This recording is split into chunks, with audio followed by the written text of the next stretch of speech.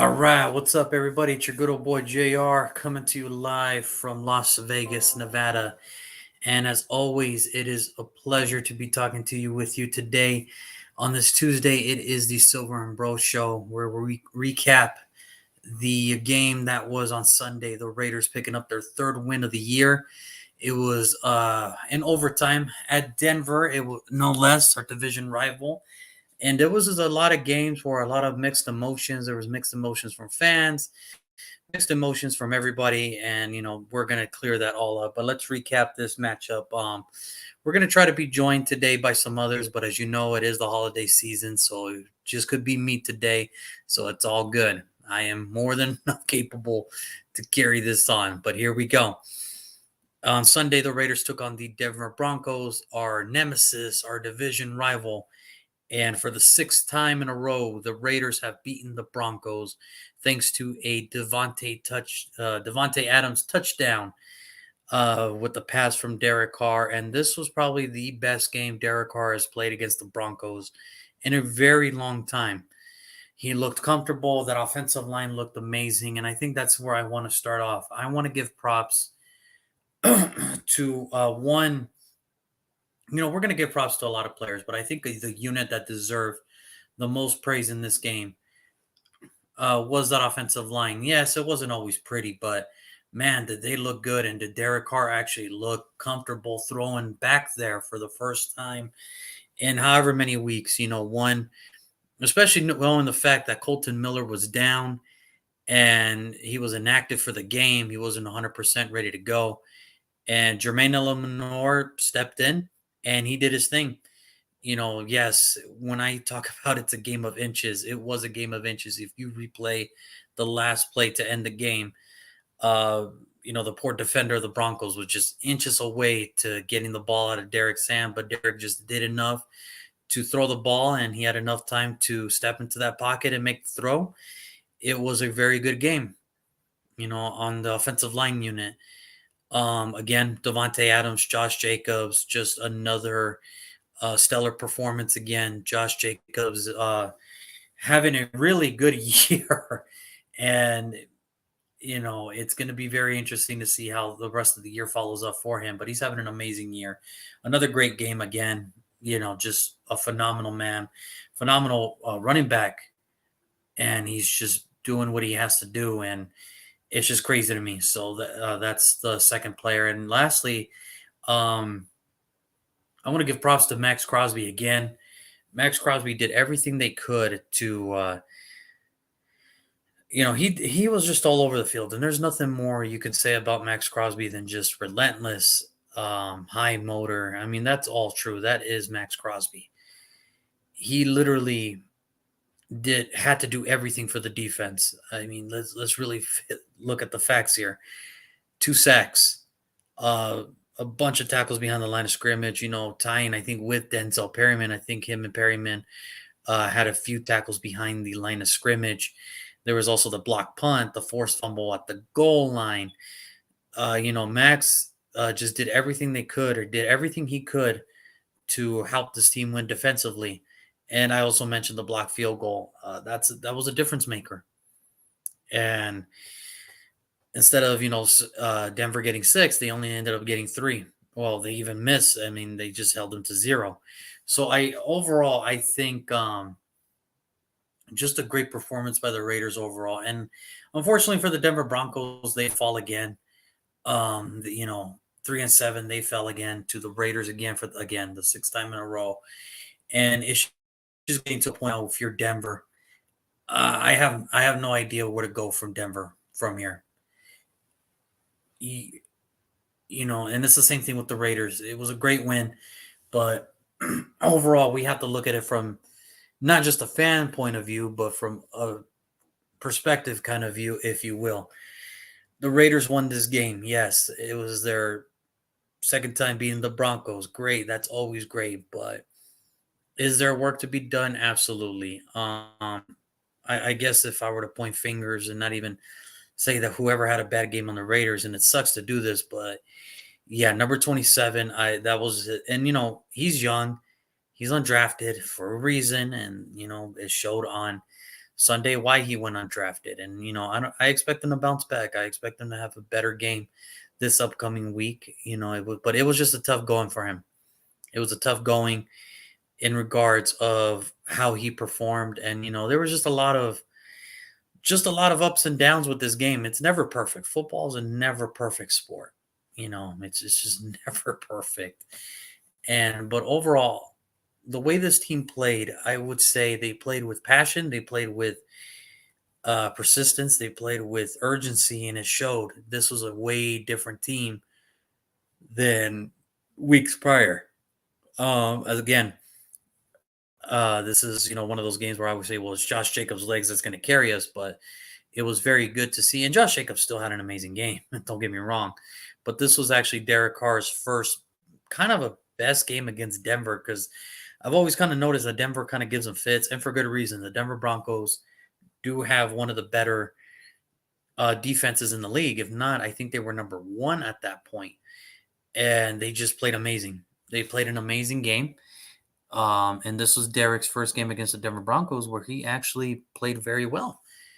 And he looked comfortable. Again, that's credit to the offensive line. Jermaine Eleanor stepping in and playing left tackle. He did a phenomenal job, as well as you can, to replace a Colton Miller, even if it's for 1 week. We'll see how it goes. We'll see how the injuries keep piling up. But overall, just an incredible performance by the offensive line. The defense did what they had to do to not, break at the end. And it was just an incredible game to get their third win of the season. Like I said, if there was any knocks on this game, I would say Sam Webb was one of them. Carlson missing that field goal was kind of tough. Realistically, I think what this game showed me as well was the ineptitude and the inexperience of the coaching staff, especially the head coach of the Denver Broncos. When they picked up that first down at the fourth quarter to go into the 2-minute warning, I was thinking, oh, well, this is all done. It's 3rd and 9. They're going to or 3rd and 10. They're just going to run it up the middle, try to get some cheap yards, let the clock go down, and that'll bring it from, to like a minute 20. They'll call a timeout, and then they'll just go from there. When they got the first down prior to that 2-minute warning, I thought the game was over. Hey, what's going on, my man? And again, you can catch this here on YouTube Live on the Jack's Wild Sports Show on YouTube page, or in the All Sports Talk podcast on Instagram Live. Look, I thought it was over. I thought they were going to just run the clock down from there, only give us a minute 20 and we needed that. At that point, we would have needed that touchdown to, probably win it, or try to get close to field goal, to at least tempt the field goal. But the inexperience of the Denver Broncos head coach opened my eyes a little bit, because they passed it on 3rd down, and that gave us an extra at least 35 seconds on the clock. And it was just a terrible decision on the Broncos head coaching staff to move forward with this, to move forward with the decision to pass it on the 3rd down. And again, just inexperience. And that's where for speaking on the Denver Broncos, looking from the outside in, it has to be frustrating to have the inexperience of this head coaching staff. When you got a good team, you have the talent. Some of them are on IR, yes, and it's just all the way around bad. It got to the point where they finally released Melvin Gordon today, and for the Broncos, I don't know where to go from here. If you're the Broncos, this was probably going to be your only chance to get a victory. It was against the Raiders, and now you're looking at a situation where you're already giving Seattle your first rounder this year. It's a top 5 pick, and you put all your baskets in Russell Wilson and the offensive coordinator from Green Bay. I would say his name, but he, score more than 14, 16 points. Maybe I'll know your name a little bit, just a little bit. But Nathaniel Packett, suck it, I don't know. But whatever you want to call him, I don't know what you would want to call him at this point. On the flip side of it, there are some things that was nice that the Raiders finally showed. They opened up the playbook a little bit. Devontae doing what he had to do. Devontae doing Devontae Adams things, and that's why we brought him in. to be the difference maker offensively on this team. Now it sucks that we don't have our other key pieces like Renfro, Waller, but him and Jacobs and Foster Moreau, they're doing everything they can to make this team go forward and to make the offense move. And overall, I think for me, on the final thoughts of this game for me, it was a good showing. They looked better. They looked more comfortable after a week of you lost to the Colts the previous week and the media. Winning cures everything, absolutely, but at least it looked like there was some passion this time instead of there's nothing. I think they finally weeded out. I want to say they weeded out the players that don't want to be there, but I think they weeded out to the point of this is who we are, and I think we have the talent. And if you're either in, and if you're not, you're not. And I think that's what's happening. I think these last weeks are going to be telling on who stays, who goes, and who's possibly on the cup, who's on the trade next year. So overall, good win for the Las Vegas Raiders for the sixth time again. Beat Denver Broncos for the sixth time. They sweep them again. A road to sweep, and we'll see what happens now. I think this next segment, I think it's going to be important because it's going to be fan base. There's some fans that I've talked to that are Raider fans as well, and they're happy that they won. They're happy with the win. And then there's other people that, are looking at this and like, why? What are we winning for? What's the point of winning? You're not going to make the playoffs. Get the pick, get the pick, get the pick. I'm neither a fan. I'm not the draft. I always say this about the draft. There's never a sure thing. Even though they say there's a sure thing, there's never a sure thing in the NFL. More often than not, the most safest pick in the draft turns out to be the worst pick in the draft. And it's just one of those things where you just have to realize that, hey, this is just what it is. For me, I always want my team to win. I know that's never going to happen because there's only been one undefeated team in the history of the NFL. And that just shows you the difficulty of how hard it is to keep winning games in the NFL. There's no such thing as a sure thing in the NFL. But I don't mind my team winning because I enjoy these guys winning. I enjoy seeing the Raiders win. And, obviously, yes, that's going to mess up draft position. Well, we need draft. We need premium. Listen, there's no such thing as a safe pick. You take what you can and you roll with it. That's why the GM is there. Scouting department's there. The player development staff is there to pick the player that they think is going to change. Now, obviously, is number 2 a great spot? Yeah. Is number 4 that much better? Is that a difference? No, it's really not a difference. And even if you were to look at it today, you look at the first 4 picks. Houston is 1. Carolina's 2. You got Chicago at 3. And then there's us as 4. If the draft were to start today, we would still get a premium player. Because the first 2 picks, let's be honest, Carolina and Houston are going to go quarterback. Houston's going quarterback. There's no doubt about it. There's no doubt about it. Houston is going quarterback. And especially the way David Mills played on Sunday, it's time for a change, folks, in Houston. And they're going quarterback, whether that's C.J. Stroud, Bryce Young, whatever. The Carolina Panthers have started. This is going to be – they have just announced today that they're going to start Sam Darnold. P.J. Walker's still hurt. And they've seen enough of Baker Mayfield. Shocker, right? You don't think they're going quarterback? Should they stay at 2? They're going quarterback. That's not a surprise, folks. If you have to start 3 quarterbacks in the season, 2 of 3 things must have happened. 1, your starter got hurt. 2, the guy that you wanted to start or want to show or want to see if you have potential in sucks. Or you just have too many quarterbacks and none of them are worth the starting job. PJ Walker looked like there was hope there. But if you have a chance to get a Bryce Young or a CJ Stroud, chances are who have Heisman candidate hopefuls, you're probably going to take the Heisman candidate in the first round. You're probably going to take the quarterback that has played in high level competition in college. Now, I get it. PJ Walker, XFL legend, XFL MVP, get all that. But he's not healthy. When you're not healthy, you're not making your case any better. That's just the nature of the business. Then you look at Chicago. Okay, it's Will Anderson or it's Jalen Carter. At 4, it's us, and there's still a lot of talent. Winning games does not mean you're not going to get out of a premium pick. Now, I get it. Granted, was it nice a couple weeks ago to think like, we're going to go number 2? Do I think I'm going to be honest with you. I don't think Derek Carr is going anywhere. I think if anything now, Derek Carr is going to stay one more year with the Raiders. That's just me. I could be wrong. It all depends on what happens after the Super Bowl.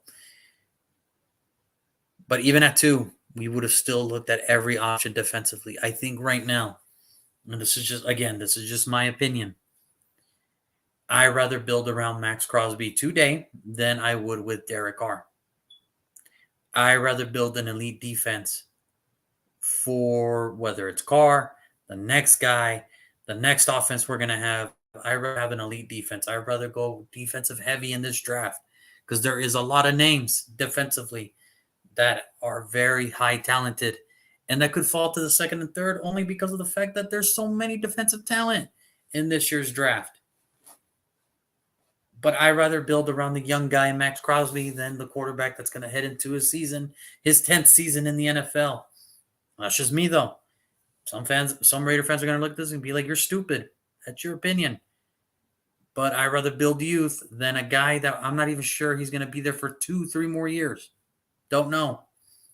There was already talks about him not being benched this year. You expect me to have faith that he won't go back to his old ways? I'd rather build on the guy that's actually shown effort every single week for the last 11 games, for the last 10 games that we've played. That's just me. And moving from 2 to 4 is not going to hurt our chances of getting a great player. Sure, it's probably the player that you don't want, but we still get a great player. It is what it is, and I'm all for it. And lastly, we have this game coming up on Sunday against the Seattle Seahawks at Seattle at 1 o'clock in the afternoon Pacific Standard Time. Look, this is going to be by any means, this is not an easy game. Never is. And Seattle is one of those teams that is surprising a lot of people in this league. Now, unfortunately, they did fall second because as of yesterday, the San Francisco 49ers now lead the division after beating the Arizona Cardinals, and they are 4-0 in the division. But by no means is Seattle no joke. They are second, and for good reason. One, Geno Smith is actually playing pretty good. He finally found a team that fits his skill set, that they build around. He finally has an opportunity to show what he was worth since coming out of West Virginia. They build around him. They're taking a stopgap year, and they're winning with him. When most people had him written off, they're winning with him. And isn't it funny, just a while ago, Drew Lock is still on that roster, but now he's an afterthought. He's an afterthought now, folks. And Geno Smith is not. He is a thought. He's playing better. He looks more relaxed. He's grown up. He's matured. And it's good for the league, and it's good for him. It's good for him to get a chance to show what he's really worth. Seattle, I think, to me, had the best draft class this year. After 11 weeks, it's safe to say that Seattle drafted really, really well. Charles Cross, Abraham Lucas, Tariq Willie, Kenneth Walker, so many other guys as well. They drafted well, and that's why they're competitive. So this is going to be no easy game for the Raiders this Sunday, and not by any means. And then you look on the defensive side, Tariq Willie, a fifth-round rookie who's actually one of the leaders in interceptions this year. You got Al Woods, Quentin Jefferson in the interior. Our main strength is running with Josh Jacobs, but those two guys are terrors at stopping the run, so that's going to be something. Jordan Brooks, middle linebacker out of Texas Tech a few years ago that they drafted in the first round, he's starting to come along. This defense is something, folks. This team is something. It is not going to be easy for the Raiders this week. They have to be competitive for 60 minutes again. I think for me, the keys offensively for this week, as hard as it's going to be, it's going to have to be the running game. You're going to have to do enough on the running game to open up the passing game. The offensive line is going to have to hold up again. They're going to have to perform again. And that defense, I get it. The defense for Seattle, they're everywhere. They're fast, they're elusive, and they know how to cause turnovers. We have to take advantage of that. We have to ignite the running game early so the passing game can be more open. And it's not going to be easy, especially with no Waller, no Renfro again. But we do have Foster Moreau, who's coming into his own. Matt Collins here and there. But it's going to be interesting to see how this game goes offensively for the Raiders this week. Defensively, I was talking to my friend earlier, and he brought up a good point. The defense played really well. This is the first game the defense, they played very well in majority of other games, but the defense did everything they could, and they still almost lost. Basically, what I'm saying is the defense has to do it again. They have to put another repeat of performance of playing at a very high level than they did last week. Maybe a little bit higher, and that's not going to be easy. That is not going to be easy for this team. Like, again, this defensive line has to get through Seattle's offensive line, because if not, Seattle's just going to have the way with the Raiders defense this week. They are. Chandler Jones needs to wake up. This has to be the game where he wakes up. Because if not, then what are you doing here? Max is going to be Max. The good thing is Max is going to go up against rookie tackles. But even then, those rookie tackles, they're no slouches. They're great picks. They're NFL offensive linemen. And they've been playing very well. They need to attack. This defensive line needs to attack. They need to blitz more. An unsung hero of last week's game, Trayvon Moehrig. Nobody wants to bring that up. He was in the box, stopping the run, helping Denzel create the gaps, do what he had to do. Shoot through the gaps. Denzel Perryman, Trayvon Moehrig make a difference in the running game. They make a difference. Yes, the Jonathan Taylor thing was just, one of those things that happens. But they made it up this week. They need to do it again because Kenneth Walker is almost kind of not a guaranteed shoo-in, but he will be a finalist for Offensive Rookie of the Year next to Chris Olave, the wide receiver from the Saints. So I think for me, offensively, they just need to ignite the running game and no deep passes this time. It has to be quick because that Seattle defense is going to jump all over them. Defensively, that front seven has to get through that offensive line if they want any chance to at least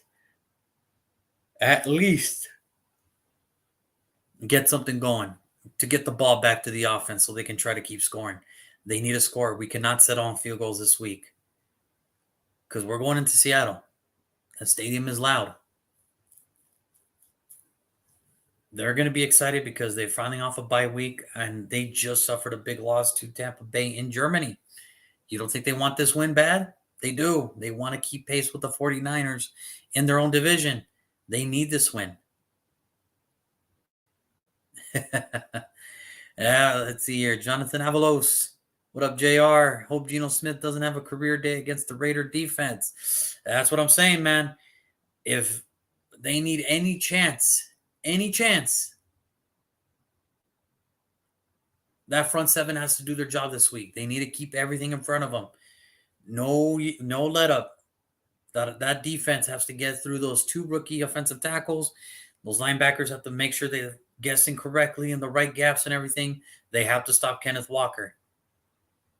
No, Geno Smith ain't no Russell Wilson, but Geno Smith is looking like he's looking like a yes, Geno Russell Wilson, Jonathan, but he's making the right decisions. He's making the right moves. And that's what we need to do defensively. They need to get through that offensive line in order to make Geno Smith uncomfortable. Once you make any quarterback uncomfortable in the pocket, you at least give yourself a chance to win this game. And offensively, that offensive line has to hold up again on our end. They have to play like how they did in Denver again. And those wide receivers, they better start getting on the same page. Matt Collins and Derek Carr better start getting on the same page. Everybody better start getting on the same page. Because this is a game you don't want to create mistakes, because in that stadium, they will make you pay for it. They will make you pay for it. So I think all in all, I think the three players I am looking forward to this week to see how they respond. Number one, to me, and I hate to say this, again, Chandler Jones, we need you this week. We need you this week, because if not, throw in anybody else out there, because it's just not working. It's just not working there. Yes, you made some nice plays to where you created the pressure and the corner got the sack. That's great. But we need you to finish the job. We need you to get in there. We need you to be the Chandler Jones we all know you can be. Number two, Sam Webb. He needs to have a bounce back game. Yes, exactly, Jonathan. They did blitz. They did blitz a little bit more than what they usually do, and it showed that it did create pressure. Now there were some times where it just didn't work out, but that's just what blitzing is. It's just sometimes you take that risk, and sometimes it works, sometimes it doesn't. But they need to figure out something. Number two, the player I'm most looking forward to see how they respond is Sam Webb, number 27. Every player sometimes has a bad game. Even the great ones had bad ones. It's just how you respond the following week. How do you respond in practice? How do you respond the following week? That's what's going to determine if you're meant for the NFL or not. Because it's always Patrick Surtain had a terrible game this week. But I bet you he's going on the room in the world in confidence, thinking that next week he ain't going to let that happen again. He is not going to let that happen again. And that's what I want to see in Sam Webb. I want to see if he can block out the noise, forget the mistakes, and hopefully he makes the adjustments he needs to do to be exactly. I get it. 27 was hard. It was harsh to watch him play. A couple missed tackles, missed coverage, all that stuff. I want to see how he responds this week. And then number three for me personally, I think this is just a me thing. Honestly, I need to see Matt Collins. Look, Matt Collins has every opportunity to secure that number two spot right now. No Hunter, Keelan Cole can't catch anything, and they're not utilizing DJ Turner. Matt Collins has to do everything he can to secure that number two spot. If not, we will find somebody else that can. That's the deal. I want to see the Matt Collins we saw earlier in the year. I don't know who this guy was on Sunday, but Matt Collins to me is the third player I am looking forward to see how he responds, because I get it. You're captain of the special teams, but we need you to step up and be that wide receiver number two. And if you can't do it, then I know somebody else who will. As far as predictions go, I will leave tomorrow for me and my buddy Brandon. We make our Week 12 predictions tomorrow here at the same time, same channel. Everything's going to be the same. It's just going to be with Brandon this time. The only difference is that we're not going to be on YouTube live tomorrow. Like I said, it is Thanksgiving weekend, so it's going to be a little bit trickier.